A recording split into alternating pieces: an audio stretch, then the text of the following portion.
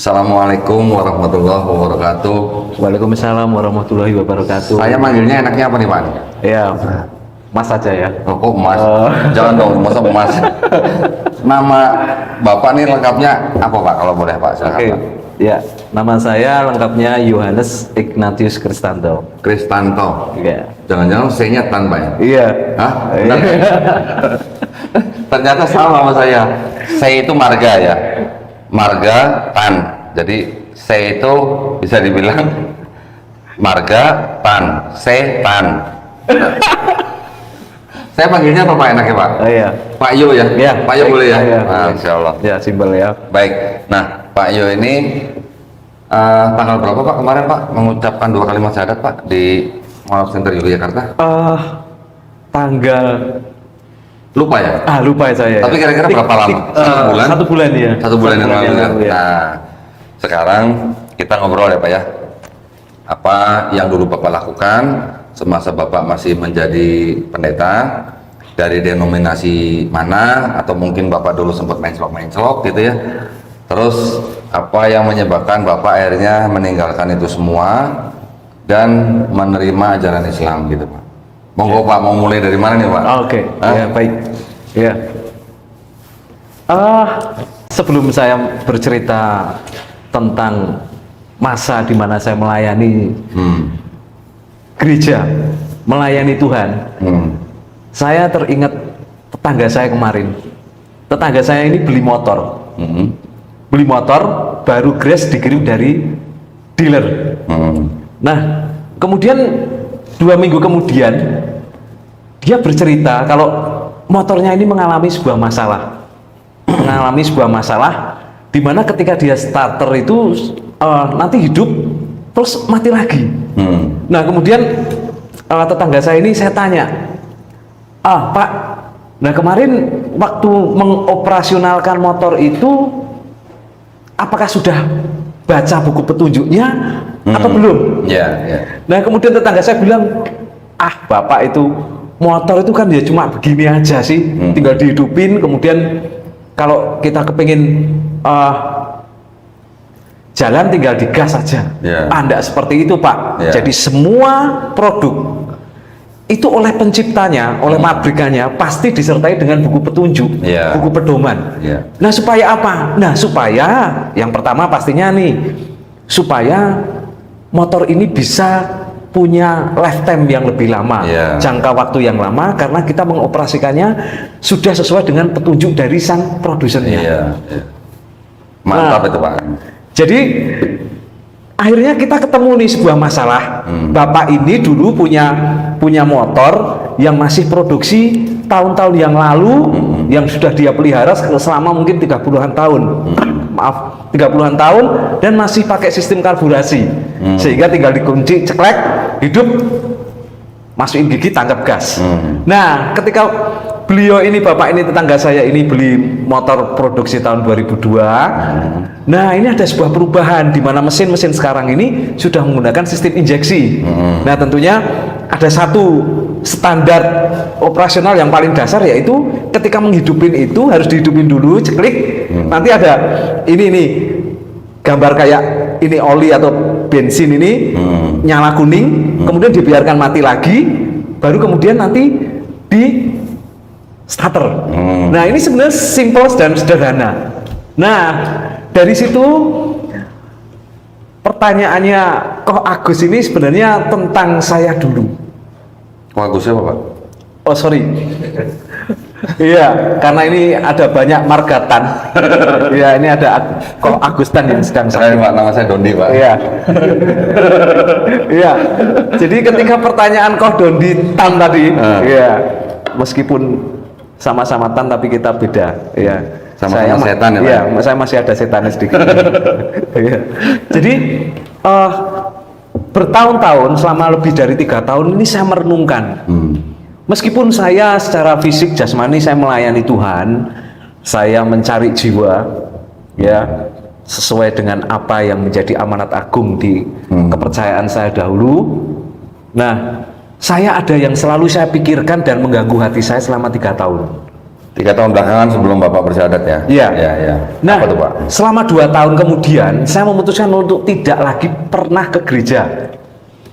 Oh, Ya, jadi saya sudah tidak ke gereja, tetapi karena saya ini punya sebuah habit dari kecil, yaitu tentang kesetiakawanan, tentang bagaimana kita ini suka membela teman, solidaritas. solidaritas. Ya, ya. Saya tetap membantu teman-teman gereja, terutama di dalam hal mendirikan bangunan gereja tentunya.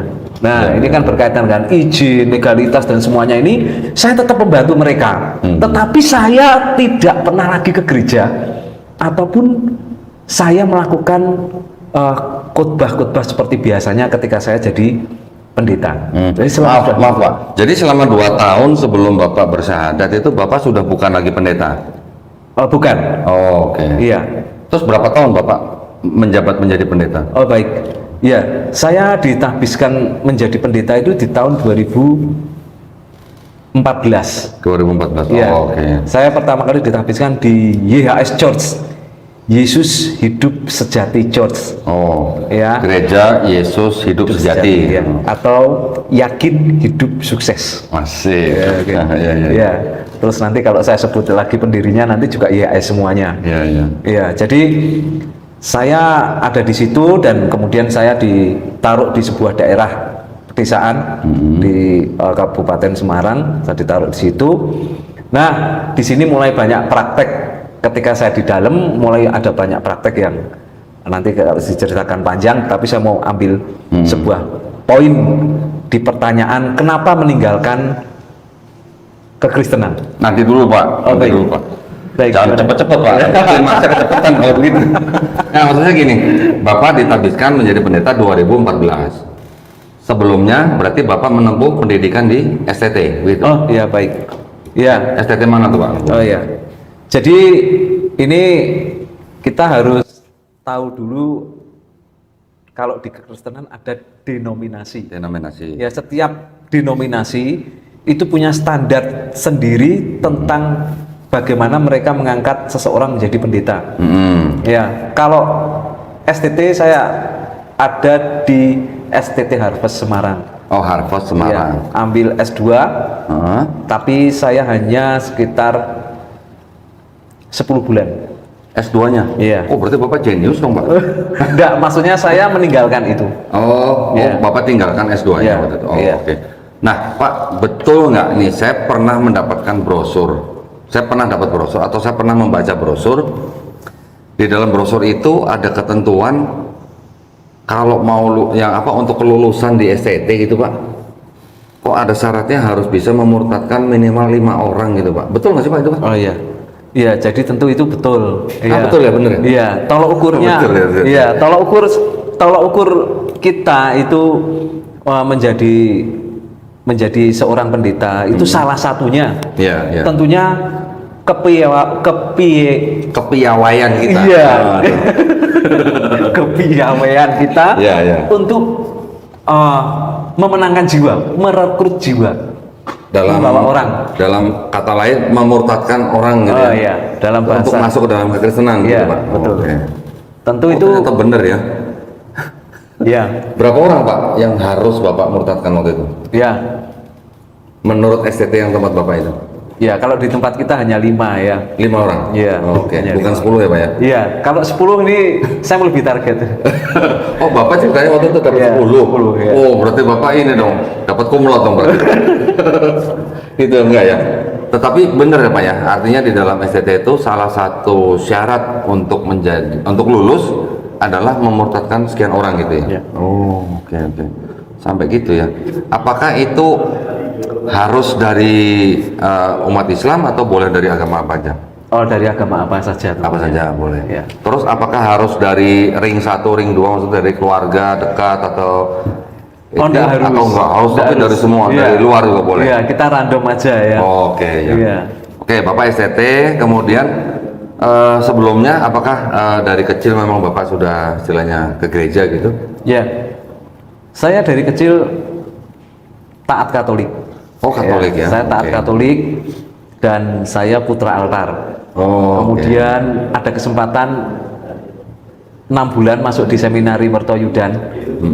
Ya, jadi untuk dipromosikan masuk ke seminari. Oh. Oke, di SMP ya dulu ya, SMP kelas 3. Tapi Bapak nggak ambil seminar itu? Saya tidak ambil karena saya tidak memilih untuk itu, tetapi karena waktu itu koordinator dari Putra Altar ini merekomendasikan saya ini salah satu orang yang bisa, menurut beliau bisa untuk menjadi pastor. Oh gitu. Nah terus Bapak tadi dari Katolik terus masuk ke STT, artinya Bapak pindah agama dong Pak? Ya, saya pindah Kristen itu tahun 2000. Dari Katolik ke Protestan? Iya, tahun itu 2000. bisa disebut pindah agama kan Pak? Oh, iya. Kan beda kan agamanya kan? Beda. Kan dua agama yang berbeda kan? Iya, agama yang berbeda. Oke, berarti Bapak pernah pindah dari Katolik ke Protestan. Terus di Protestan akhirnya Bapak menempuh pendidikan di STT gitu ya. Iya. Kemudian ditabiskan menjadi pendeta. Nah, itu pada waktu itu Bapak di pendeta denominasi apa tuh, Pak? Oh iya, pertama tadi YHS ya. Kemudian YHS ya. Iya, Oke, kemudian terus? yang kedua GPPS. Gereja Pantai Kosta Pusat Surabaya. Surabaya. Iya. Saya dulu pernah Pak di GPPS Iya. Pak, tahun 1985 tuh Iya. sampai 86. Saya mengembalakan di Gereja Kasih Allah GPPS di kota di Kabupaten Semarang. Semarang juga. Oke, ya. Oh, Bapak mengembalakan di GPPS 2 tahun. Ya, 2 tahun. Terus setelah itu? Setelah itu, ya, ini cerita yang tentunya saya alami nih. Ya, jadi di kekristenan ini memang seringkali orang Kristen ini memframing dirinya kalau selalu mendapat perlakuan kekerasan. Misal gereja ditutup, gereja tidak boleh diizinin gitu. Tetapi di kekristenan ini saya waktu membuat gereja ini, mendirikan gereja ini, justru orang Kristen sendiri yang marah ke gereja kita. Ya. Maksudnya gimana tuh Ya, orang? jadi orang Kristen marah? artinya ada gereja lain yang tentunya tidak suka dan melakukan beberapa tindakan yang menurut saya tidak ada bedanya ketika hari ini mereka mengatakan, wah kita diserbu nih gerejanya. Ya, saya juga diserbu. Tetapi alhamdulillah waktu itu saya punya hikmat untuk tidak masuk lebih dalam di dalam hal-hal yang tentunya membuat lebih lanjut tidak baik. Iya. Gereja diserbu gereja maksudnya gitu Pak? Iya. Oh, persaingan gereja gitu Pak? Iya. Iya, iyanya kok tegas banget ya iyanya ya. Oh ada ya Pak ya begitu ya. Oke. Jadi pada waktu itu Bapak sedang di dalam apa namanya denominasi GPPS ya Pak ya. Sektenya GPPS ya berarti ya. Diserbu oleh gereja apa nggak usah sebutin namanya gitu Pak? Ya, nggak usah disebutin. Karena masalah tempat atau rebutan jemaat? Ya, jadi banyak beberapa jemaat mereka yang hadir di dalam persekutuan doa saya, di dalam gereja saya, tentunya ini membuat hal yang tidak menyenangkan buat beliau-beliau. Oh, Ya. oke. Jadi ini karena masalah jemaat yang nyebrang mungkin ya Pak ya? Iya. Oh, oke. Oke Pak lanjut Pak, setelah GPPS apa Bapak ke gereja lain? Ya, setelah dari GPPS ini, kemudian saya mulai untuk mengerjakan, mencari jiwa ini dengan cara mandiri. Jadi saya tidak ikut organisasi manapun, tapi saya buat banyak persekutuan doa, beberapa persekutuan doa. Kemudian setelah banyak, nanti saya serahkan ke gereja lokal. Karena berdasarkan pengalaman yang tadi, karena saya ingin hidup saya ini dulu nih jadi berkat dan mengubah hidup orang untuk menjadi lebih baik, saya ekspresikan itu untuk buat persekutuan doa di beberapa tempat. Kemudian setelah kumpul, misal 30, 40, 60, saya serahkan kepada gereja lokal sebagai wujud di mana saya tidak ingin ada hal-hal lagi yang terjadi seperti kemarin saat saya menjadi gembala. Maksudnya Bapak mencari jiwa itu berarti yang sudah Kristen Bapak kumpulin atau yang belum Kristen Bapak jadiin Kristen dulu gitu? Iya. Jadi kita punya target yaitu dua target yang kita sasar ya. Yang pertama tentunya adalah orang Kristen yang tidak bergereja, itu banyak. Oke, ya. Tapi kita juga menyasar orang yang benar-benar ankris. Jadi orang-orang yang memang belum mengenal Kristus Iya. sebagai Tuhan dan Juru Selamat. Iya. Ya. Jadi ada dua yang kita target dan kemudian kita kumpulin, kemudian kita mulai bina, ajak doa bareng dan kemudian kita buat kelompok-kelompok keluarga supaya mereka lebih saling menguatkan. Tapi pada waktu Bapak mengumpulkan orang-orang itu, Bapak bukan sebagai seorang pendeta dari gereja manapun gitu ya? Bukan? Terus tujuannya apa tuh Pak? Iya. Jadi Bapak setelah dapat jiwa, terus Bapak serahkan kepada salah satu gereja lokal. Betul. Itu motifnya Bapak maksudnya hanya untuk menambah jemaat gereja itu atau ada motif uang Pak? Di dalam Oh iya. belakangnya? Iya, baik. Nah, saya suka ini dengan soal uang ini. Kemarin ini saya ketika di-share oleh MCY video saya di YouTube itu ada channel lain nih, channelnya Mas Didi Juli bahas kalau saya ini jadi mu'alaf. Intinya nanti saya sebenarnya cuma cari uang untuk terima ceramah-ceramah gitu. Oh Allah. Kemudian saya di kolom komentar bilang, justru itulah selama ini saya menentang soal uang ada di gereja. Selama saya buat persekutuan doa, saya bentuk pengurus dan saya tidak pegang uang. Ada bendahara yang pegang uang dan mengelola itu, dan saya pastikan saya paling menentang orang yang hari ini ada di gereja tujuannya mencari uang dan mencari pekerjaan. Iya. Gitu ya. Jadi kemudian ada orang tanya motivasinya apa? Ada orang berhutang sama Koh Agustan. Donditan. Oh, Koh Donditan. Kenalan lagi Pak. Oh ya. Lagi Pak Dondi Pak. Oke, Koh Donditan. Iya. Lupa mulu nih. Oke. Iya. Minta maaf. Ada orang berhutang sama Koh Donditan yang satu 1 miliar, yang satu cuma 1 juta. Kemudian ketika dua-duanya hutangnya dihapus oleh Koh Donditan, yang paling berterima kasih dan menunjukkan sebuah rasa terima kasihnya yang 1 miliar. Yang 1 miliar dong. Baik, saya orang itu. Begitu ya. Jadi merasa dulu pekerjaan saya ini adalah sebuah pekerjaan yang tentunya menurut saya di tahun 2000 ketika saya memutuskan untuk bertobat, saya akan melakukan banyak hal untuk supaya di masa lampau ini yang tidak berguna ini saya jadi berguna. Nah, kebetulan karena yang paling dekat dengan kepercayaan saya itu Kristen, saya masuk Kristen. Pak, saya mau mundur sedikit Pak nih. Baik. Mundur dikit. Baik. Waktu Bapak pindah dari Katolik ke Protestan itu alasannya apa Pak? Oh iya. Kalau di Katolik saya tidak beroleh kesempatan untuk mengekspresikan diri di dalam tadi supaya hidup saya ini bisa berguna. Karena kalau di Katolik ini kan tentunya sudah diampu oleh pastor. Dan tidak mungkin dong saya di tahun 2000 itu saya sudah menikah, kemudian saya seminari pastor kan tidak ada. Oh, Iya. maksudnya mungkin sudah waktunya sudah tidak tepat gitu ya. Terus Bapak tidak untuk meniti karir di dalam Katolik itu butuh waktu yang lama gitu kan? Iya, sudah tidak mungkin ya. Iya, jadi maksudnya Bapak banting setir gitu ke Protestan gitu. Iya. Oh, oke. Karena di kekristenan memungkinkan untuk saya mulai Iya. bahasa dulu melayani Tuhan. Karir Iya. pokoknya. Iya. Iya. Gitu. Oke. Terus dari tadi GPPS, kemudian Bapak mengumpulkan jiwa, setor ke gereja gitu. Berapa lama tuh Pak? Bapak begitu?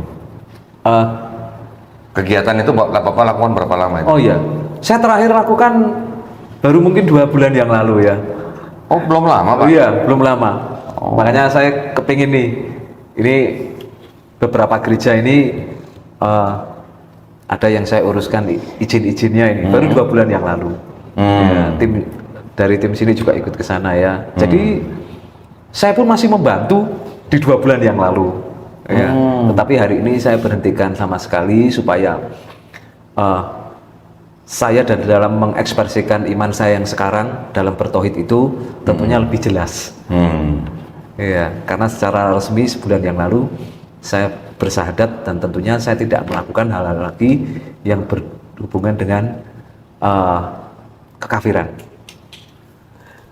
Terus dari Bapak tadi bilang dari GPPS ya, mengembalakan jemaat GPPS, terus Bapak mencari jiwa, terus Bapak berikan kepada gereja lokal, itu berarti Bapak sudah tidak terikat dengan gereja manapun. Iya, betul. Setelah itu Bapak dari saat itu sampai yang terakhir Bapak kemarin syahadat itu Bapak memang tidak terikat dengan gereja mana gitu? Tidak Oh, terikat gitu. dengan gereja manapun.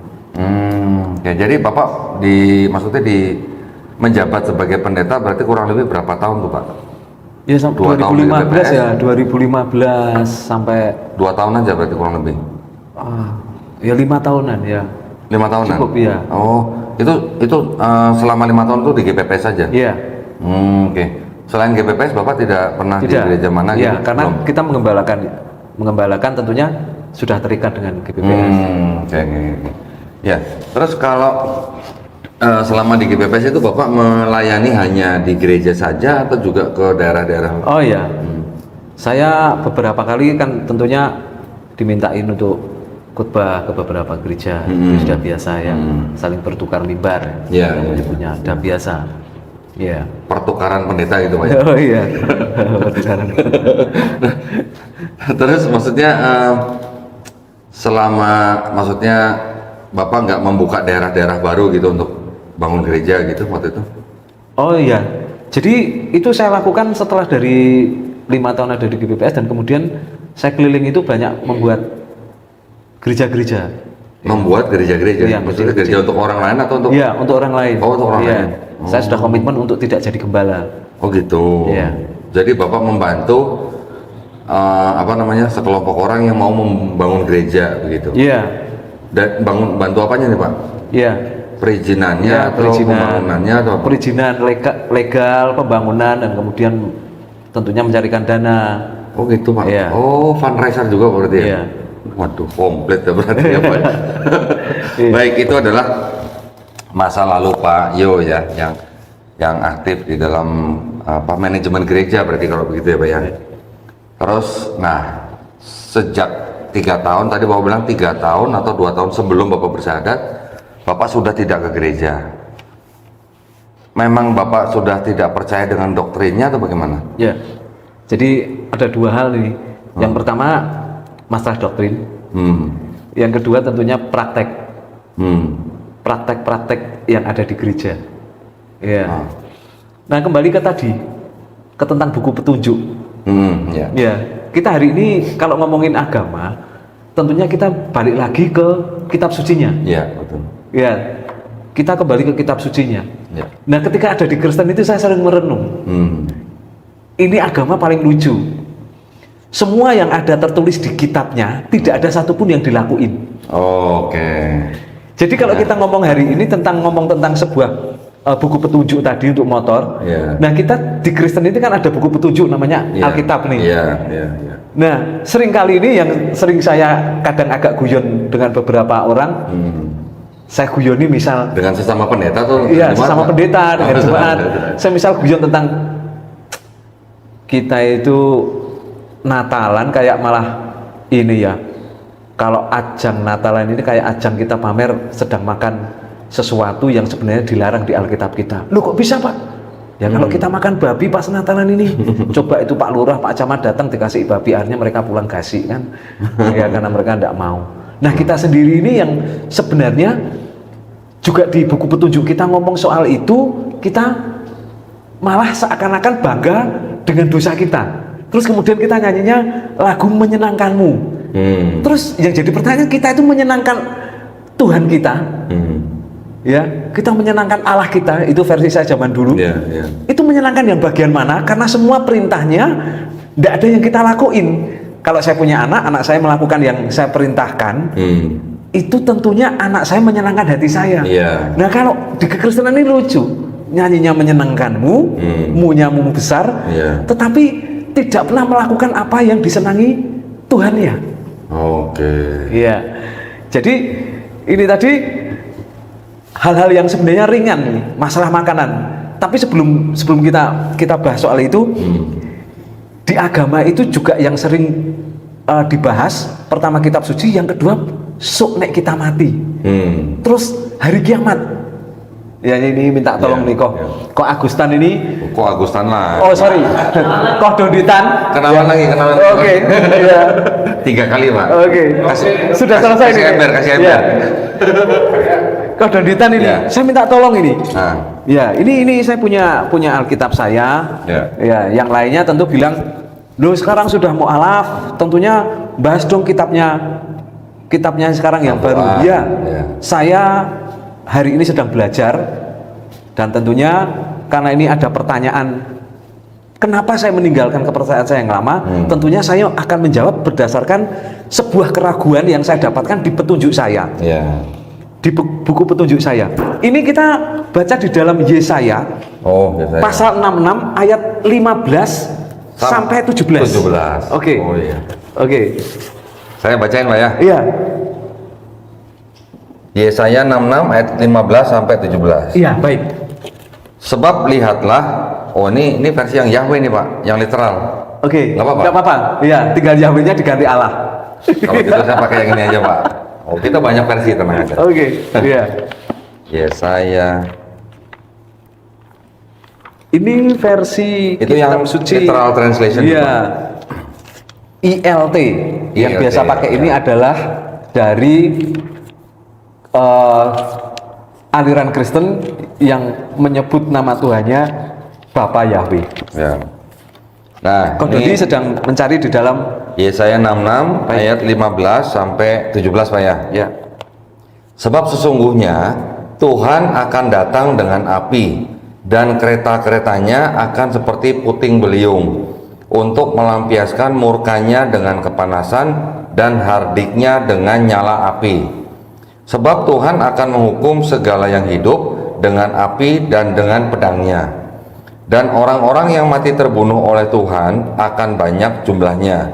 Mereka yang menguduskan dan mentahirkan dirinya untuk taman-taman dewa, dengan mengikuti seorang yang ada di tengah-tengahnya, yang memakan daging babi dan binatang-binatang jijik serta tikus, mereka semuanya akan lenyap sekaligus. Demikian firman Tuhan. Ini firman Tuhan katanya loh ya. Jadi ini firman Tuhan. Di kitab Yesaya ini mengatakan nih, kalau besok kiamat nih Tuhan yang datang, ya kan? Yang datang, yang dibunuh pertama kali ini orang-orang di ayat 17 ini mengatakan mereka yang menguduskan dan mentahirkan dirinya sendiri di taman-taman, mengikuti seseorang yang ada di tengah-tengahnya, orang-orang yang melahap daging babi. Pak, saya ngopi ya Pak ya. Baik. Santai kok. Terus. Doditan. Iya. Sekarang pertanyaannya nih. ini. Ya. Kalau di kitab sucinya mengatakan besok nih kalau kiamat yang dibunuh nih sama Tuhannya orang Kristen nih yang dibunuh nih. Ini orang-orang yang suka makan babi kan. Memang kelihatannya hanya soal makanan, tapi kembali ke buku petunjuk tadi. Kalau kita sepakat bahwa PL dan PB ini adalah sebuah kesatuan, tidak bisa dong teman pendeta saya, jemaat saya bilang, "Loh Pak, itu kan perjanjian lama." Lah kalau perjanjian lama dan perjanjian baru ini memang harus dipisahkan, ya disobek aja, kita pakainya perjanjian baru, tidak usah pakai perjanjian lama. Nah, tapi kalau kita ini PL dan PB ini menjadi sebuah kesatuan, harusnya kita tetap mengikuti. Memang sederhana nih soal makanan babi, tapi toh Isa alaihissalam pun ketika di Alkitab ini mengusir roh jahat, dia buangnya bukan ke sapi atau kambing, dia buangnya ke babi, karena beliau tahu ini bahwa babi ini tidak dimakan oleh manusia. Artinya Isa sendiri sebenarnya konsisten. Kalau kita sepakat Alkitab ini mengatakan bahwa Yesus itu adalah Bapa, berarti Yesus ini adalah Allah di PL. Nah kalau Allah di PL, tentunya dia tidak berubah di BB. Kenapa ketika di BB kita mengatakan bahwa setelah Yesus mati di kayu salib semuanya sudah selesai? Maksudnya selesai itu selesai dalam Alkitab ini selesai di dalam misi, menjalankan misi Bapaknya, bukan soal selesai makan babi. Jadi ini kan sesuatu yang seringkali di kekristenan ini terjadi sebuah pemerkosaan. banyak sekali setiap minggu itu ada pemerkosaan ayat. Ini kalau kita dengerin penjelasan dari seorang mantan pendeta baru nyambung nih. Kalau tadi Bapak bilang menyebutkan bahwa memang kita juga sering mendengar Pak, bahwa PL itu kan sudah tidak berlaku lagi gitu kan Pak ya. Sudah dibatalkan gitu kan di dalam perjanjian baru gitu kan dengan matinya Yesus gitu kan. Nah, berarti kan tadi Pak Yo kan bilang kalau sudah dibatalkan kenapa masih dipakai di sini, masih jadi satu dengan PB gitu kan. Nah, tetapi Pak Yo tahu nggak ternyata sebenarnya yang sudah kita pelajari itu bahwa di dalam PB itu kurang lebih hampir ada 1000 ayat Pak yang dikutip dari PL. Nah, kan berarti kan apa ya namanya ya, kalau tanpa PL berarti kan tidak bisa ada PB Pak, karena ada 1000 ayat yang dikutip dari PB di PL gitu Pak. Ya. Gimana tuh kalau Bapak tadi bilang kalau udah nggak berlaku dipisah, tapi ternyata 1000 ayat tuh diambil dari PL gitu Pak di PB. Iya. Sebenarnya hari ini di kekristenan ini kan banyak aliran.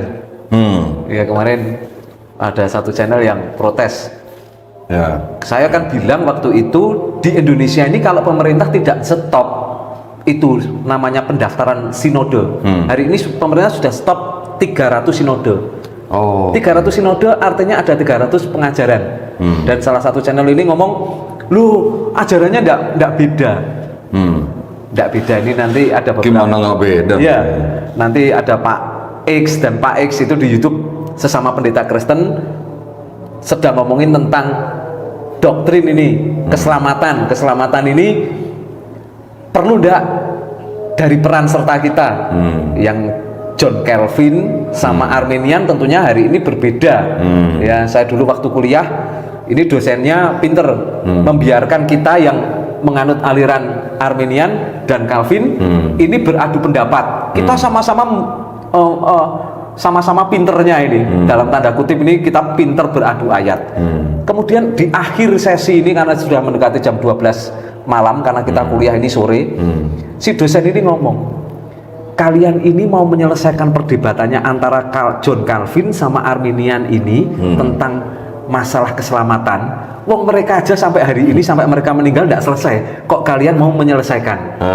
Ini aja sudah berbeda kok di sini. Apalagi yang Unitarian, yang Trinitarian, semuanya berbeda. Kok kita ngomong bahwa kita tidak berbeda? Kita semuanya berbeda kok, 300 itu pengajarannya. Nah, tentunya itulah secara doktrin yang kemudian menjadi saya berpikir, kalau selalu adanya perdebatan, adanya keraguan, berarti ini ada yang salah. Ya, ada yang salah ini. Yang salah ini tentunya harus saya cari dan saya temukan. Dan kemudian ketika saya mempelajari berkali-kali, saya temukan ternyata memang di kekristenan ini tentunya dulu ketika arus utama saat ini, mainstream ini ada, tentunya itu dilahirkan oleh sebuah kekuasaan yang memaksa untuk akhirnya kita meyakini sebuah doktrin, yaitu Trinitas. Ya, di konferensi Nikea itu meskipun dibantah berkali-kali, kita harus jujur bahwa itu ada peran serta dari Kaisar Roma. Tentunya kita ngomong Kaisar, tentu ngomong sebuah kekuasaan. Tidak mungkin kalau nanti saya ini jadi presiden tidak menggunakan kekuasaan saya jadi raja tidak menggunakan kekuasaan saya untuk orang hari itu mendukung apa yang saya yakini. Nah, tentunya kemarin dibantah kalau yang Unitarian itu ya mati sendiri, ada yang gara-gara menghujat Trinitarian, menghujat Roh Kudus kemudian meninggal. Saya tidak yakin soal hal-hal tersebut. Tapi kita yang kemudian hari ini kepingin garis bawahi adalah hari ini ada banyak perdebatan tentang Alkitab sendiri. Tentang Alkitab sendiri ada banyak perdebatan. Nah, kemudian yang menjadikan saya benar-benar akhirnya meninggalkan adalah bahwa semua yang ditulis di sini hari ini saya tidak pernah boleh ajarkan ke pengikut saya, ke jemaat saya, karena saya harus tunduk kepada sinode saya harus tunduk kepada arus utama saat ini. Misalnya saya hari ini kepingin nih, setiap wanita ini kalau ke gereja ini misalnya harus pakai kerudung, supaya kita memang melakukan apa yang tertulis di Alkitab saya. Ternyata enggak. Ya. Tentunya saya kalau ngomong begitu saya dianggap pendeta aneh. Ya, itu salah satu contoh. Oh itu ya ternyata ya. Oke. Jadi di Paulus sendiri kan mengatakan di dalam Perjanjian Baru Pak ya, wanita yang berdoa dan masuk ke dalam tempat peribadatan tanpa kerudung kan menghina kepalanya Pak ya. Betul. Hah? Terus laki-laki yang berambut panjang juga Iya. apa namanya? Menghina kepalanya juga. Iya. Nah itu memang tidak dilakukan oleh kekristenan. Saya waktu itu pernah dengar dari salah seorang pendeta juga, itu karena sudah perkembangan fashion Pak. Jadi makanya mereka nggak pakai kerudung gitu kalau ke gereja gitu. Iya. Jadi fashion kan berkembang gitu loh. Makanya sekarang fashion mereka mengikuti fashion yang sekarang gitu. Itu katanya pendeta gitu ya. Oh tapi itu salah satu yang merupakan poin ya, yang Pak Yoni pertimbangkan ya waktu itu ya. Satu masalah babi, kemudian masalah kerudung. Iya, kalau diringkas ini tadi kembali ke buku petunjuk. Kalau Allah itu menciptakan kita, tentunya Dia juga menyertakan sebuah buku petunjuk. Iya. Nah, tentunya saya harus mencari nih buku petunjuk yang benar nih. Iya. Nah, kemudian saya mulai membeli Al-Quran yang versi terjemahan, dan saya belajar dari situ. Nah, tentunya di situ saya dapati tentunya beberapa poin yang saya compare di Alkitab, dan hari ini bagaimana pengikutnya ini apakah melakukan semua yang dikatakan atau enggak. Ini tadi kembali ke ibadah misal. Iya. Tentunya kalau kita kembali ke PL, Allah, cara menyebut saya dahulu Allah itu, ketika punya ide bangun bait suci, dia pun membuat banyak aturan sampai bahan-bahan detail pun diatur gitu ya. Diatur dengan baik. Nah, tentunya kalau agama itu berbicara tentang aturan juga. Nah, di kekristenan ini tidak pernah berbicara tentang aturan. Ya, mau kerja apa juga tidak pernah diatur. Ya, misal ya, ini kerja apa ini tidak pernah diatur ya. Apapun tidak pernah diatur. Ibadah kita juga baca tentunya, jika engkau beribadah, hendaklah engkau berpisah untuk sementara waktu antara laki dan perempuan. Tentunya kan kita berpisah secara sementara jika kita berdoa. Ini ketika saya ada di Islam ini dilakukan. Baru dilakukan. Iya kan? Iya. Kita kemarin campur nih ya, singgol-singgolan ya. Nyanyinya joget-joget singgol-singgolan ya. Kordonitan tentu suka ini ya. Waduh, kok tahu sih Pak? Iya. Oke, terus apa lagi Pak yang tertulis di Bible tapi tidak dilakukan oleh kekristenan? Mungkin baik. Secara umum ya maksudnya ya. Tetap ada yang melakukan tapi dengan alasan yang agak berbeda lah. Menurut Bapak apa lagi kira-kira? Sunat mungkin? Oh iya. Ya ini tadi kita sebelum on the record ini tadi kita sempat berbicara tentang beberapa aliran. Nah, aliran yang anti mainstream misal kayak Advent memang melakukan hal itu. Itu pun hari ini mereka sendiri dan disendirikan. Ya kan? Dikucilkan. Gitu. Ya, artinya lebih banyak orang-orang Kristen ini yang suka tidak melakukan apa yang sebenarnya menjadi aturan dan tuntunan di kitabnya. Ya, jadi saya berpikir kemudian, memang ini harus ada Islam. Coba nih kalau tidak ada Islam. Ya, kita itu seringkali di framing kita itu dianggap satu mesti teroris ini pasti. Tapi yang kedua suka memaksa. Ini suka ribut ya. Tapi kalau kita tidak ribut, apa mereka juga tidak pernah ribut? Iya kan? Di beberapa video itu ya rebutan jadi pendeta aja pukul-pukulan ya kan? Iya. Persembahan ya kan? Anak sama bapaknya saling gugat itu di gereja yang terbesar di Surabaya itu saling gugat ya kan?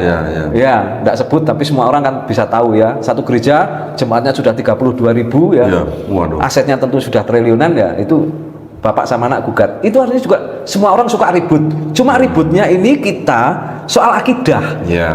Soal sesuatu yang harus memang dilakukan dan yang tidak harus dilakukan.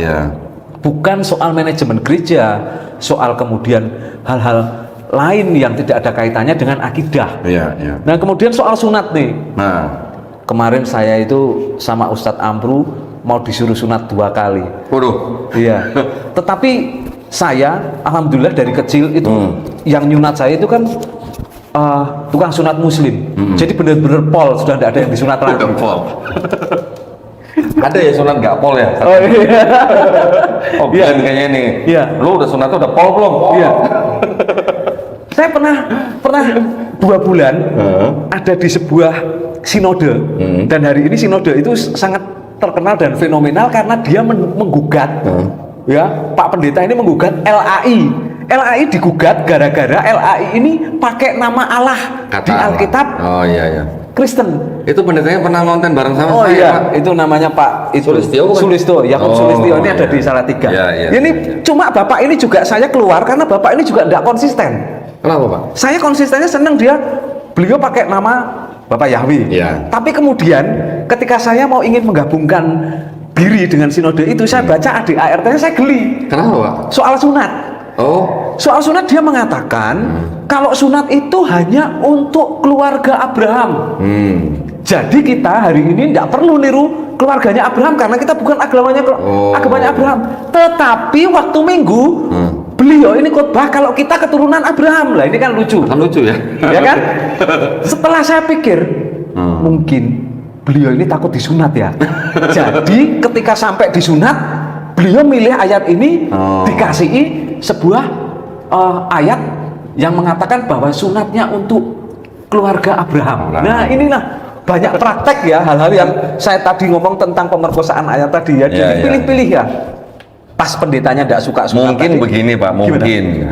Kan di dalam perjanjian baru Paulus mengatakan bahwa buat orang-orang non-Yahudi atau yang disebut dengan goyim gitu, Pak ya, yang ingin mengikuti ajaran ini tidak perlu hidup atau tunduk di bawah hukum Taurat, sehingga tidak perlu sunat fisik gitu. Ya. Jadi cukup dengan sunat hati kan begitu, Pak. Begitu juga mungkin masalah diet ya, masalah makanan.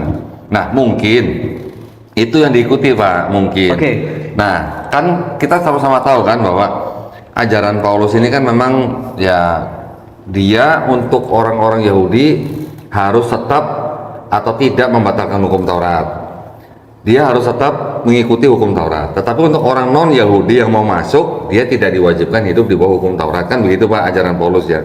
Betul nggak, Pak? Kalau saya salah tolong dikoreksi nih, Oh, Pak. iya. Iya. Nah, mungkin gara-gara itu jadi tidak perlu sunat gitu loh, Pak. Ya, ya. Jadi tadi kembali ke buku ya, tadi ya, buku petunjuk ini.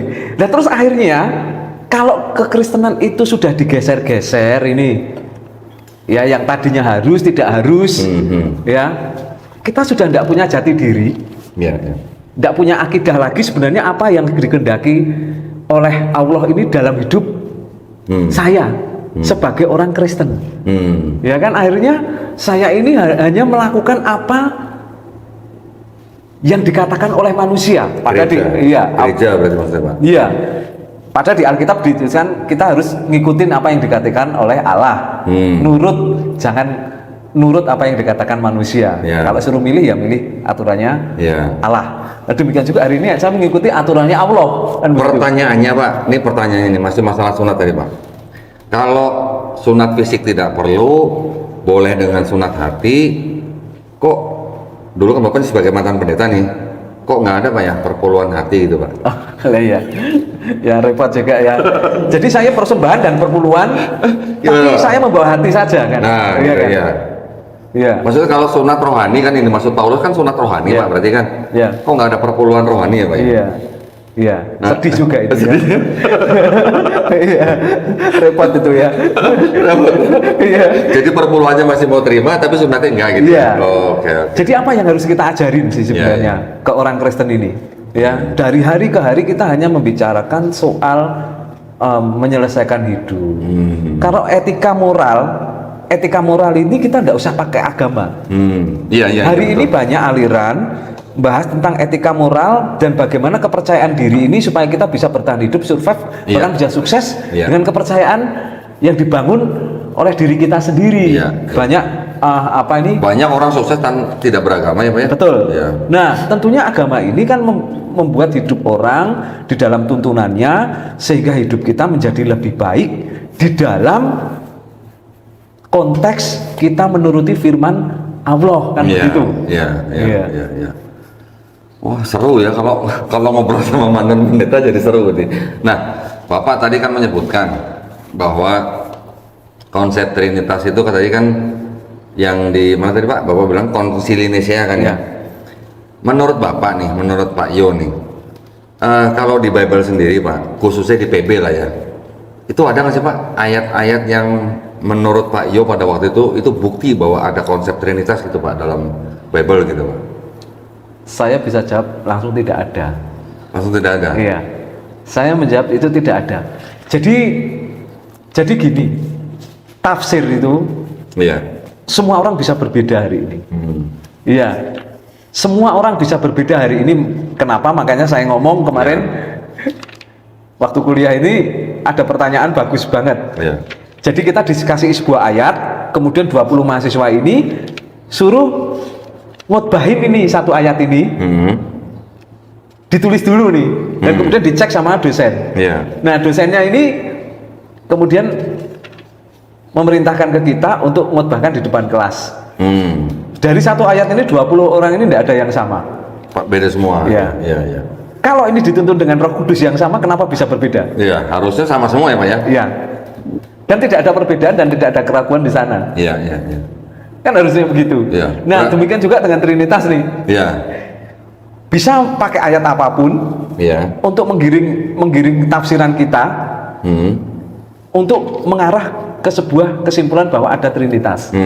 Ini kan dulu kan katanya aliran alegoris nih. Iya. Jadi kita memikirkan sesuatu dulu dan kemudian cari ayatnya. Iya. Ya diperkosa lagi nih. Berkosa lagi. Oke ya. Nah, tapi kan gini Pak.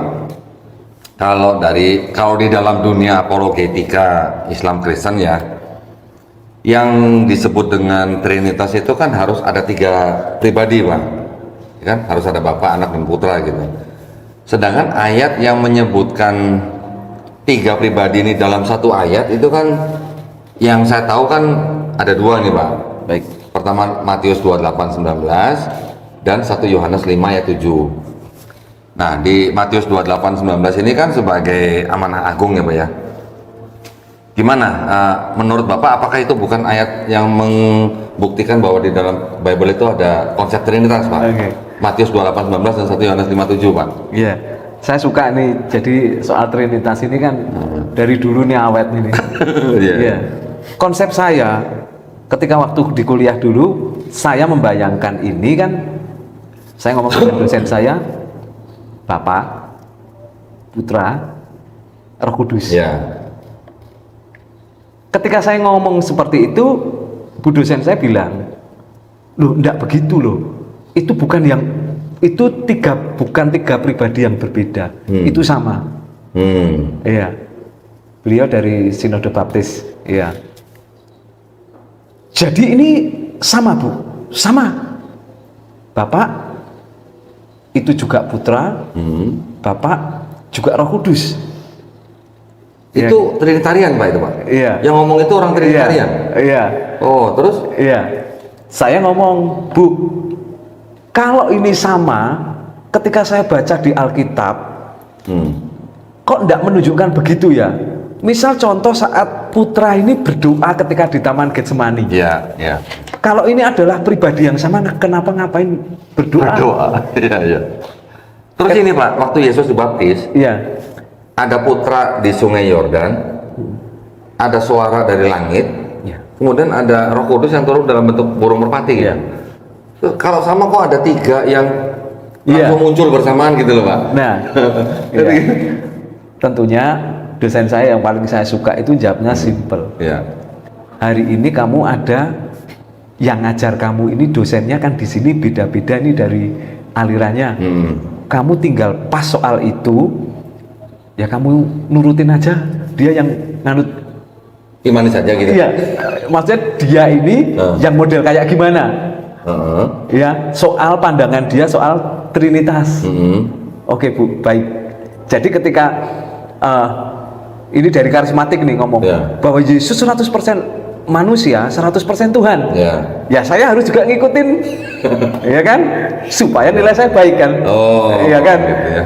Ya, tapi kalau agak yang Protestan, Bapak sendiri, Putra sendiri, Roh Kudus sendiri, ya aku harus nurutin juga. Iya. Iya. Pak Yo dulu waktu sebelum jadi pendeta, kalau di SCT itu juga ada belajar kritik teks nggak Pak? Oh, ada. Ada? Ada juga Pak ya? Iya. Nah, kalau kita balik tadi 2 ayat yang saya tanya ke Pak Yo ya, Matius 28:19 yang isinya karena itu pergilah, jadikanlah semua bangsa itu muridku, baptislah mereka dalam nama Bapa dan Putra dan Roh Kudus gitu kan. Itu kan ketiga pribadi itu kan muncul dalam 1 ayat tuh Pak. Yeah. Walaupun tidak ditulis ketiganya satu, Yeah. tetapi kan 3 pribadi ini muncul. Ya. Nah, ternyata kalau kita pelajari Pak, ayat itu ternyata menurut kalangan kekristenan sendiri yang mempelajari kritik teks, ternyata ayat itu adalah ayat tambahan tuh Pak. Ya. Saya punya buku Pak, saya punya buku ya, Gospel Matius, tapi dalam bahasa Ibrani Pak, diterjemahkan ke dalam bahasa Inggris.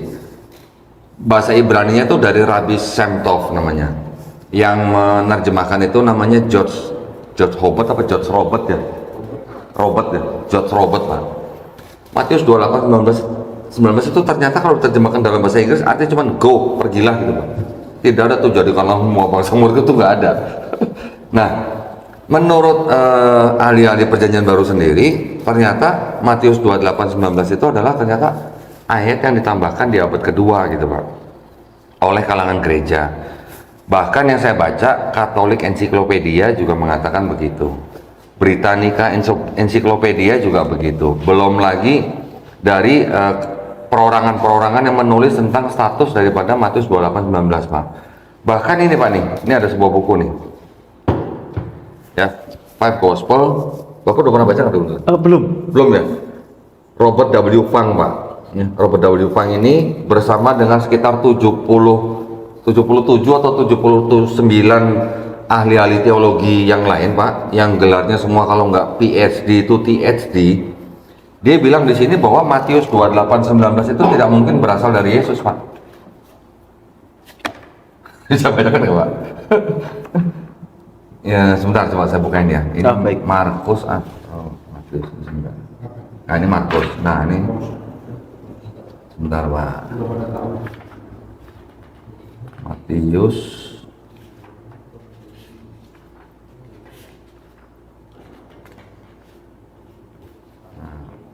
ternyata ahli-ahli perjanjian baru di sini mengatakan ayat itu tidak mungkin berasal dari Yesus.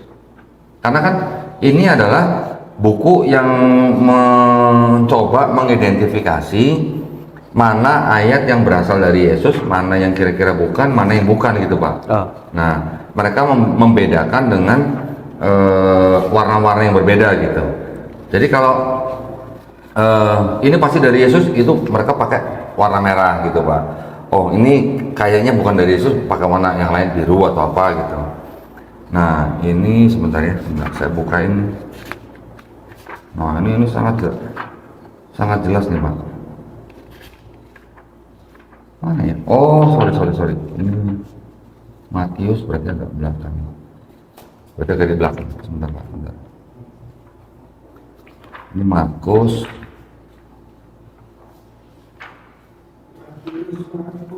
Halaman berapa ya soalnya?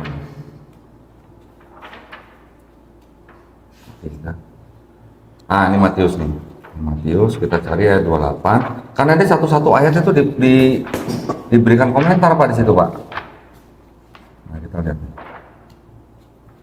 24, 25, nah ini 26. Nah ini 28 ya. 28 kita cari ayat 19. Ini ya, 19. Karena itu pergilah, jadikanlah semua bangsa muridku, baptislah mereka dalam nama Bapa dan Roh Kudus kan. Kita lihat di sini. Nah, Bapak baca ini. Perbuatan itu di dalam Matius diekspresikan dalam bahasa Matius dan menggambarkan pendapat penginjil tentang misi dunia dari gereja. Yesus mungkin tidak memiliki ide meluncurkan sebuah misi dunia dan pastinya bukan seorang pembangun institusi. 3 bagian dari perbuatan ini membuat murid, membaptis, dan mengajar merupakan program yang diadopsi oleh gerakan yang baru, tetapi tidak menggambarkan instruksi langsung dari Yesus. Perbuatan-perbuatan ini tidak terletak pada tradisi lama seperti yang ditunjukkan Farisi dan perbedaan mereka. perbuatan-perbuatan itu dibingkai dalam karakteristik bahasa penginjil perorangan dan mengekspresikan pandangan mereka tentang bagaimana misi gereja yang baru harus dipahami. Di sini kan kalimatnya ini apa? Tetapi tidak apa nih menggambarkan instruksi langsung dari Yesus ya. Ini yang mengatakan, ini yang penulis ini Pak. Kurang lebih nih. Sebentar, gimana ya? Daftar nama orang-orang yang menulis ini.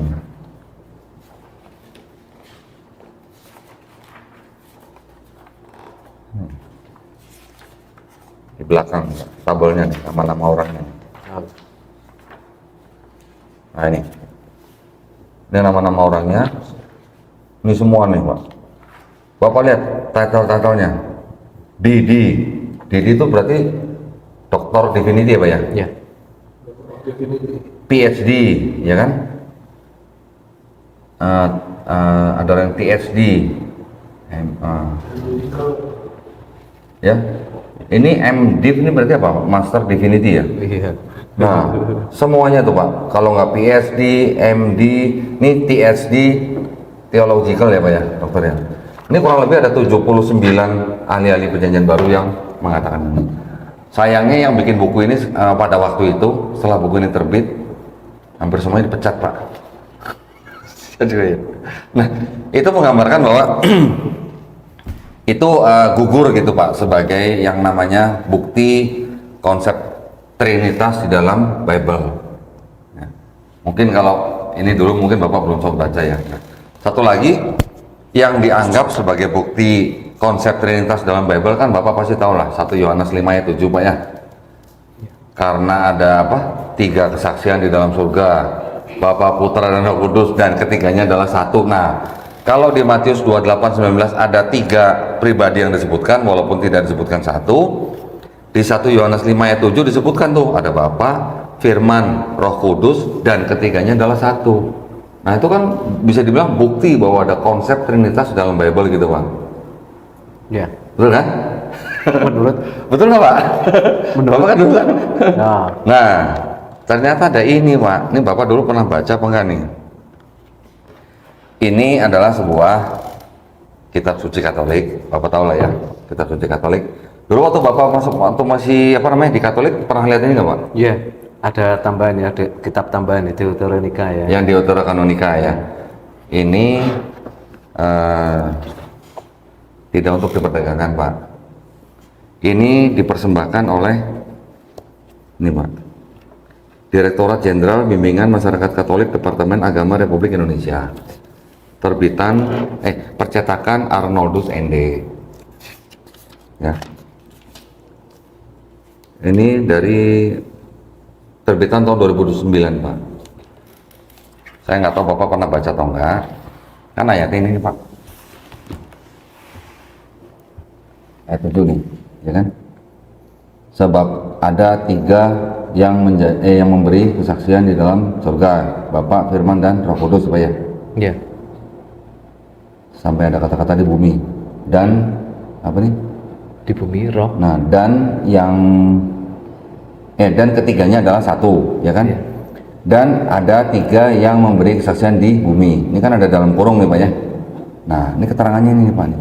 Ayat 78 di surga, di dalam surga sampai kata-kata di bumi. Nah, keterangannya itu ini Pak. Coba tolong bacain Pak. Ya.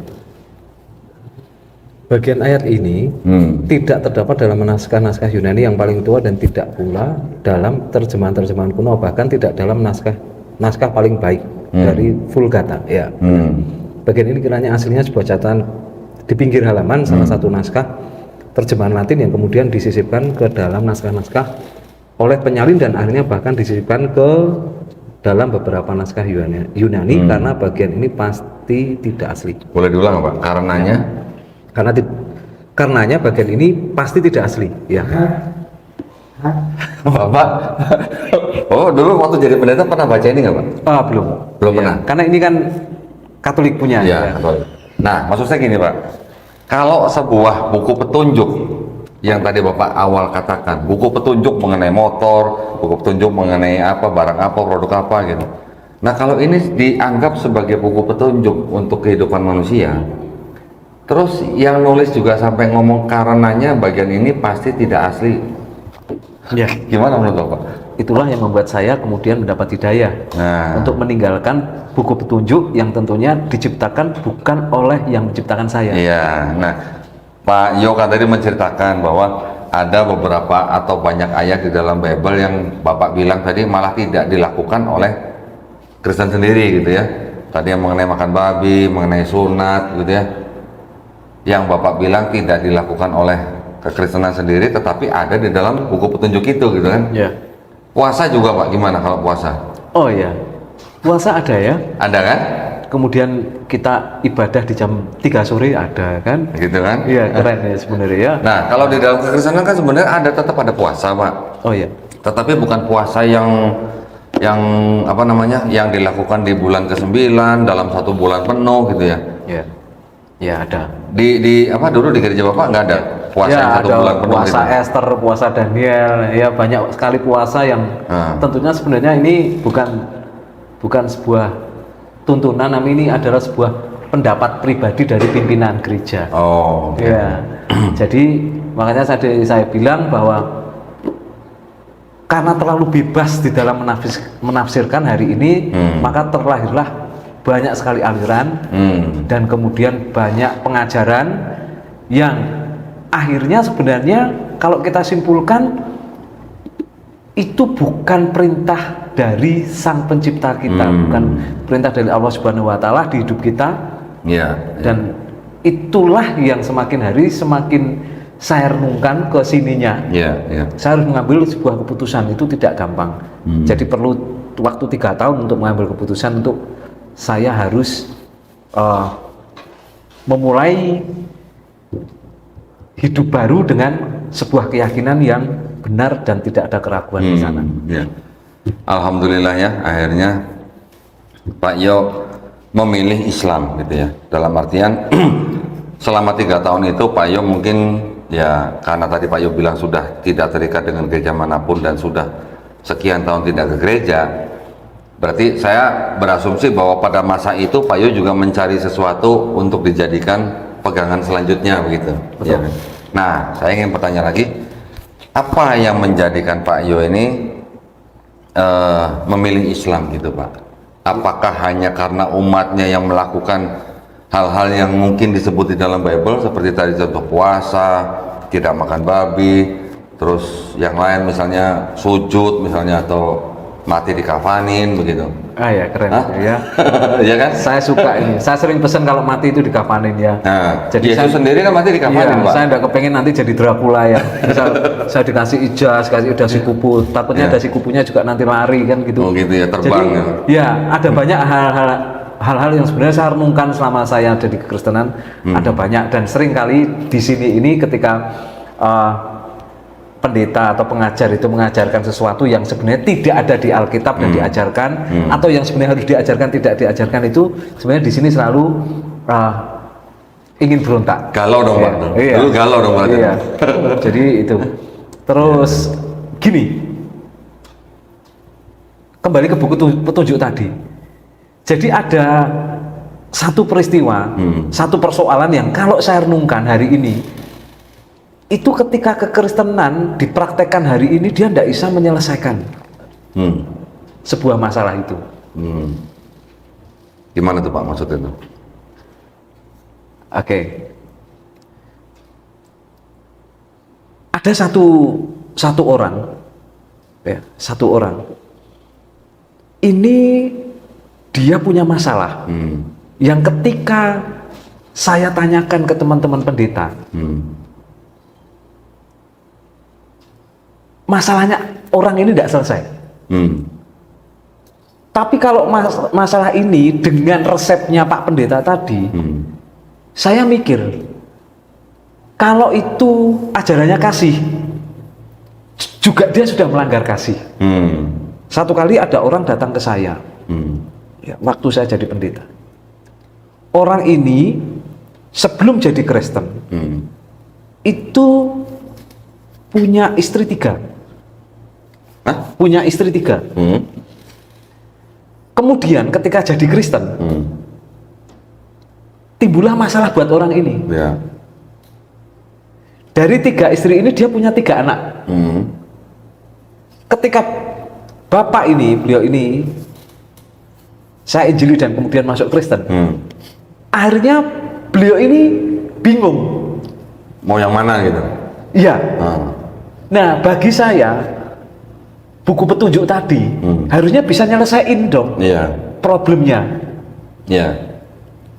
Pencipta kita nyiptain kita, bertanggung jawab atas hidup kita. Tidak Iya. mungkin dia lepas tanggung jawab di hidup Iya, kita. iya, Kan? iya. Dan tentunya dia kasih buku petunjuk. Nah, ini di sini tidak selesai nih. Satu kali saya tanya malam-malam nih, Pak Pendeta, ini saya ada problem. Bapak ini nikah sebelum Kristen, ini dengan 3 orang. Ketika dia masuk Kristen, ini sarannya bagaimana? Kemudian Pak Pendeta ini bilang, pilih yang nomor 1, tinggalkan nomor 2 dan 3. Kemudian anak-anaknya yang 2, 3 ini tinggalin aja. Cuma setiap bulan kasih yang 2 dan 3 ini uang. Ya, ya, ya. Oke? Masalahnya selesai. Selesai buat yang pertama. Iya. Yang kedua dan ketiga Nggak selesai. tidak selesai. Iya. Terus kalau kemudian kalau saya baca di Alkitab itu jelas dikatakan semua yang kau lakuin benturkanlah dengan hukum kasih. Berarti kalau kita ninggalin yang kedua, ketiga, dan kemudian ini anak-anaknya juga ditinggalin, suruh ninggalin dan jangan ke situ lagi. Berarti kita melanggar hukum kasih dong. Kasihnya mana gitu ya? Iya kan? Iya, iya. Tidak selesai. Ya. Akhirnya orang ini balik Islam. Oh, oke. Nah, karena di Islam sendiri sudah ngasih jalan keluar. Solusi. Ada Solusi. ya. Kita semuanya kan tidak luput dari masalah. Iya, iya. Tapi sepanjang saya di kekristenan, kalau you kaya, temannya banyak. You miskin, you jatuh, Nggak punya temannya teman. sedikit. Ya kan? Iya, iya. You punya masalah, kalau di Kristen jangan sampai punya masalah. Jadilah pribadi yang tidak pernah jadi masalah dan selalu jadi orang yang sukses. Ya. Tapi ketika you udah jadi masalah ini tidak akan pernah selesai kalau di kekristenan. Tambah lebar ini. Iya, iya, iya. Nah, ini saya tanya mungkin lebih dari 10 pendeta. Semuanya yang jawab. mengatakan itu, tinggalin yang nomor 2, 3, anaknya juga ditinggalin, tapi kamu bertanggung jawab untuk setiap bulan ngasih uang. Memberi nafkah. Sekarang pertanyaannya, lah kalau itu anaknya dia suruh ninggalin, apa itu tidak melanggar hukum kasih? Iya kan? Iya, iya. Akhirnya saya nyerah, dan orang ini tak, kalau bapak mau kembali Islam, kembali aja deh. Gitu ya. Harusnya Iya, iya. kan selalu ada solusi. Iya, iya. Ada solusi ketika orang di dunia ini mengalami sesuatu, solusinya begini nih. Kan begitu. Iya, iya. Nah, tentunya solusi itu datangnya dari yang nyiptain kita. Kan begitu. Jadi Bapak milih Islam karena agama ini boleh lakinya boleh berisi lebih dari 1 begitu atau gimana? Tadi kan saya tidak mengatakan itu. Saya sedang mengalami sebuah kejadian seseorang. Iya. Iya kan? Artinya itu sebuah kasus kan Iya, begitu. iya, iya. Sebuah kasus di mana ada sebuah kesalahan seseorang, Iya. dan ini bagaimana nyelesainya. Iya. Kan begitu. Iya. Nah, katanya agama ini kan membuat orang untuk yang tidak benar menjadi benar. Iya. Iya kan? Nah, cuma benarnya ini menurut Allah Subhanahu wa taala atau menurut Kodonitan atau menurut saya ini kan bisa beda-beda. Beda-beda, ya. Semua orang punya sudut pandang sendiri-sendiri dari pengalaman pribadi, dan itu tentunya akan melibatkan emosi. Makanya ada disebut subjektif dan objektif. Iya, iya. Nah, tentunya kita tidak boleh seperti itu. Iya. Kita kembali ke buku petunjuk. Nah, Nek, orang alami gini penyelesaiannya bagaimana? Nah, kita yang bisa salah. Jadi Pak Yo memilih Islam karena di dalam Islam itu ada solusi untuk manusia begitu ya. Iya. Ada buku petunjuk yang bisa menyelesaikan permasalahan manusia. Betul. Iya. Petunjuknya ada di dalam Al-Qur'an gitu ya. Iya. Oh, oke. Bukan karena boleh beristri 4 gitu Pak ya. Oh, bukan.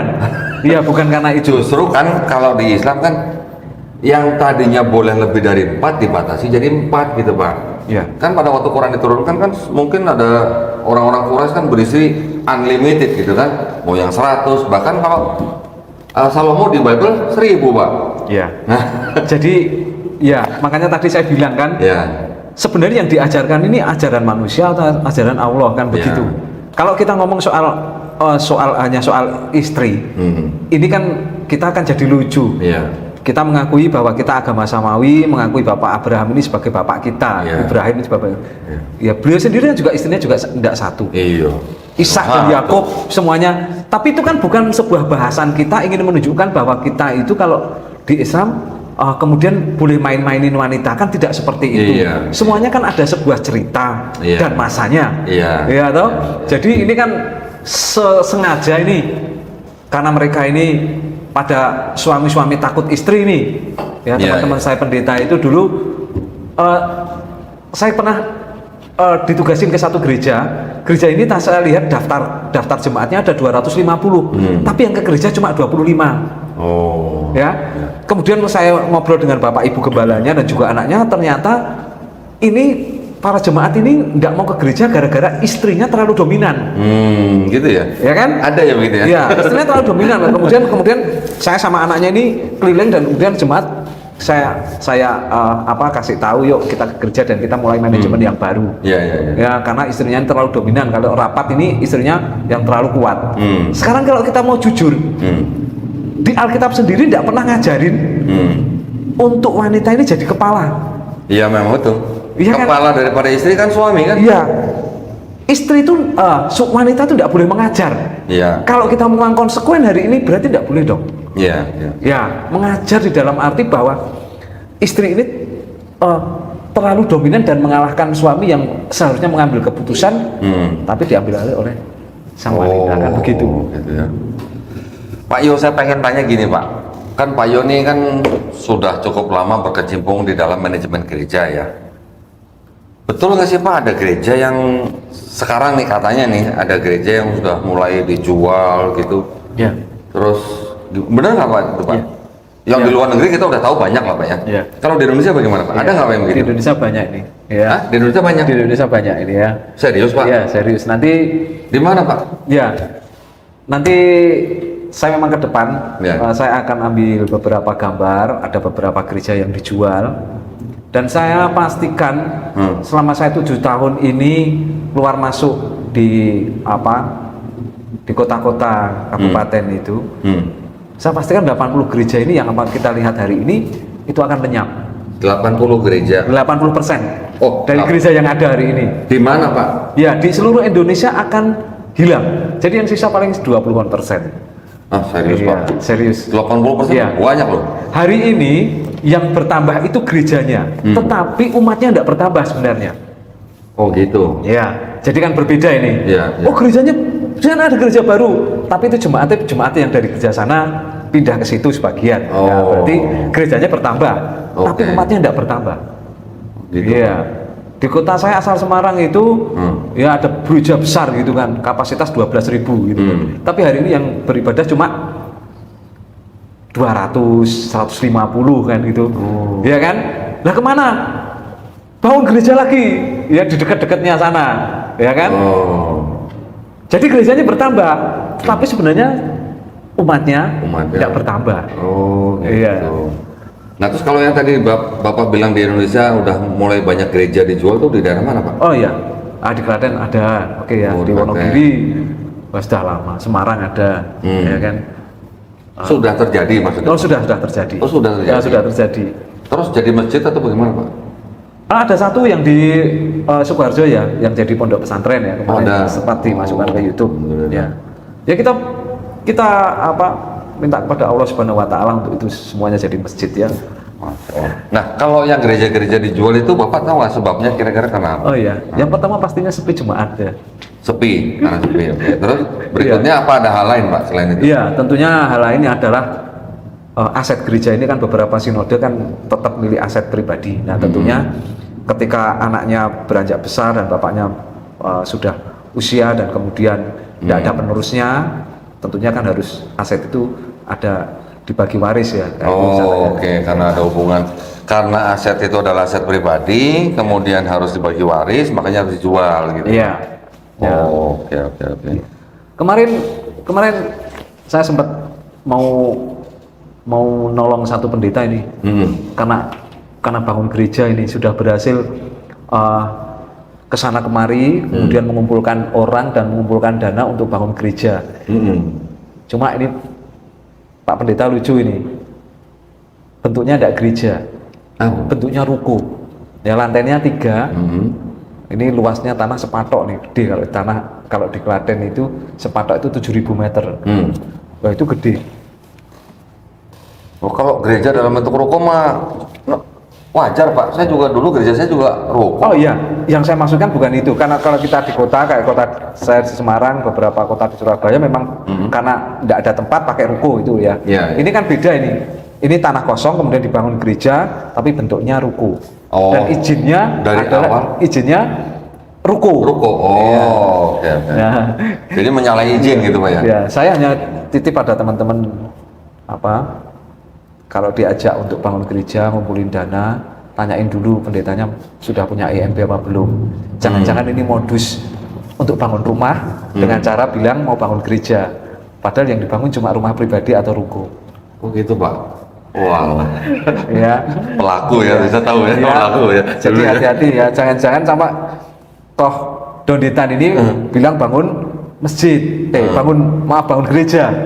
Kemudian ngajak orang ngumpulin, ternyata yang dibangun ruko ya. Untuk tempat tinggal saya. Iya. Gitu ya. Oh. Hati-hati, saya hanya pesan, tapi saya lebih senang lagi kalau teman-teman saya yang hari ini ada di kekristenan, yuk kita cari kebenaran. Kita terus dari hari ke hari mencari kebenaran. Allah Subhanahu wa Ta'ala akan menunjukkan jalan hidayah. Ya. Supaya ya kita tidak dimanfaatkan, tidak jadi objek. Saya jadi objek sudah lebih dari 10 tahun. Saya ada di garis depan di dalam penginjilan. Dan saya tahu manajemen gereja. Saya tahu bagaimana sikap-sikap mereka. Kita hanya dijadikan sebuah objek untuk meraih apa yang mereka inginkan. Terutama mereka kepengen pekerjaan dan mereka kepengen uang. Perpuluhan Pak. Iya. Kalau kita kepengen kaya, cuma satu jalannya, kita bekerja di jalannya Allah. Pak, saya penasaran. Sudah berapa orang yang dulu Bapak murtadkan Pak? Kira-kira? Oke. Sekitar ya 400-an 30 ya. 430 orang. Iya. Nggak sedikit tuh itu. Banyak juga ya. Itu di berapa daerah tuh Pak? Berapa kota itu? Klaten, Wonogiri, Sidoarjo, Semarang, Salatiga. Ya, 5 kota ya, kira-kira 5 kota ya. Ya, 5 kota. Dalam waktu berapa tahun itu Pak? 2015 ya, sampai kemarin terakhir 3 tahun yang lalu. 2019. 15. Iya, 2015 sampai 2019 berarti? Iya, Atau 19 ya. kurang lebih 4 tahun berarti ya? Iya. Wow. Berarti 1 tahun rata-rata Bapak 100 jiwa tuh Pak? Iya. Berarti ya? Selamatkanlah jiwa, berapapun harganya. Iya, kita punya sebuah semboyan yang tentunya kita sebagai orang yang sudah bertauhid, sudah berislam, jangan kalah sama mereka. Iya. Waduh, sayang Pak, apa namanya, 430 dalam waktu 4 tahun, berarti kurang lebih 1 tahun, kurang lebih 100 orang ya, gitu ya. Oke, mungkin saya juga, tadi saya lupa memperkenalkan kepada Pak Yo, bahwa saya ini bergabung di Yayasan Pembina Mu'alaf At-Tauhid Pak. Yayasan Pembina Mu'alaf At-Tauhid ini adalah sebuah yayasan yang membina para mu'alaf yang mungkin kurang beruntung ya, mungkin diusir dari keluarganya atau bagaimana.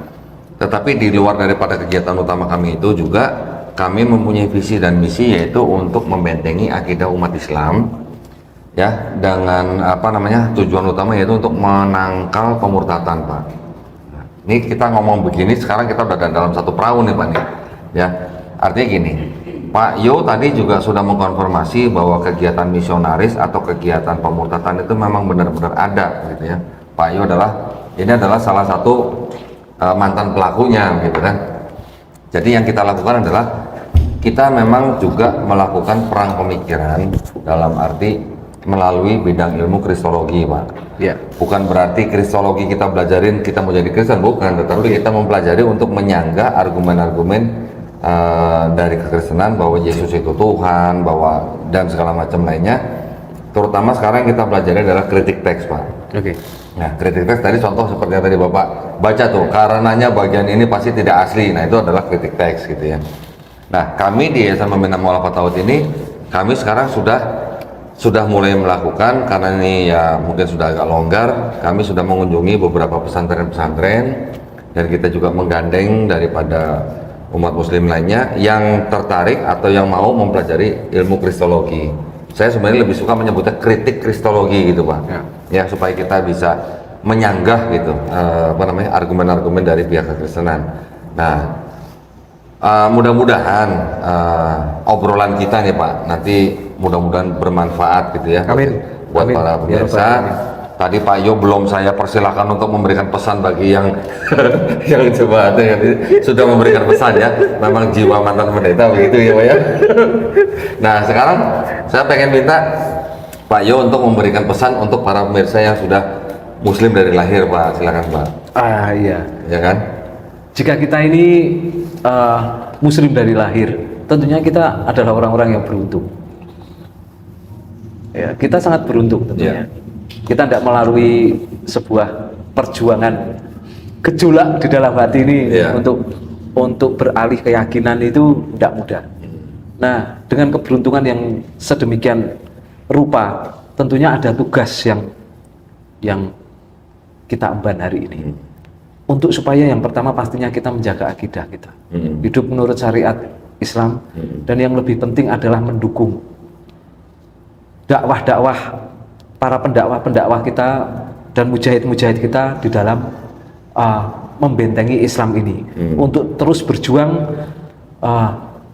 di jalannya Allah, untuk menjaga supaya kita semuanya tidak menjadi orang-orang yang tidak beruntung, yaitu murtad.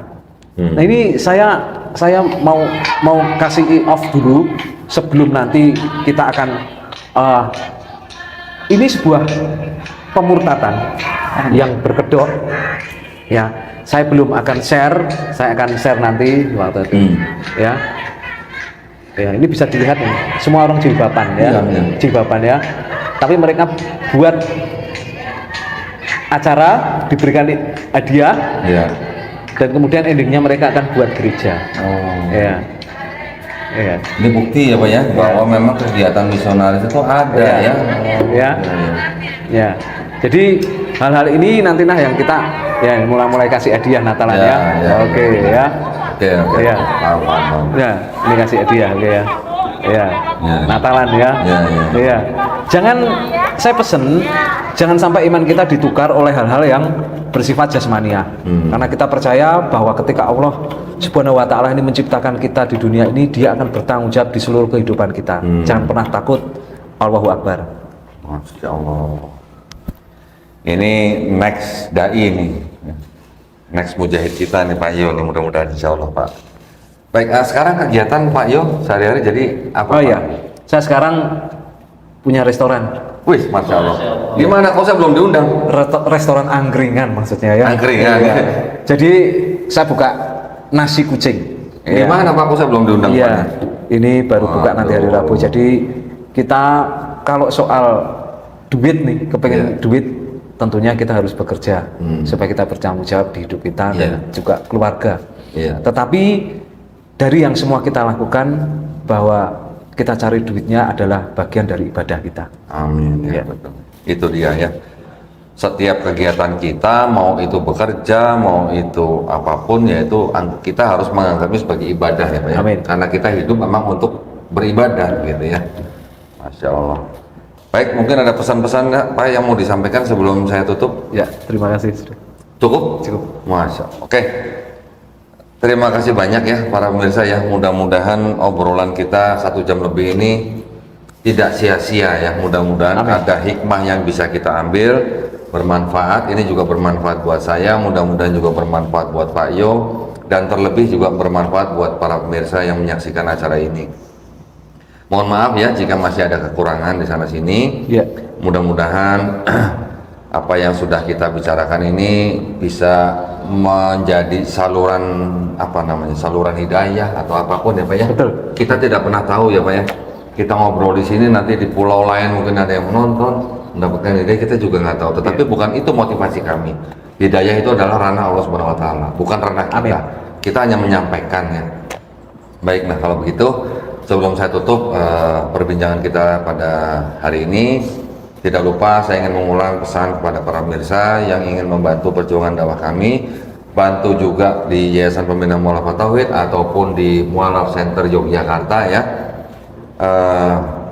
Untuk YPM Tauhid yang ingin menyalurkan zakat sedekah infaknya atau mungkin yang ingin berpartisipasi dalam program wakaf ya untuk tanah yang berlokasi di Wonosalam, Jombang, Jawa Timur dengan luas 6 hektar dengan harga Rp250.000 per meter persegi, bisa mengirimkan ke Bank Syariah Indonesia dengan kode bank 451 nomor rekening 1118899 888 atas nama Yayasan Pembina Mu'alafah Tauhid, dan bukti rekening bisa ditransfer dikonfirmasikan ke nomor handphone 0812 3280 2080 atau 0811 188 9181.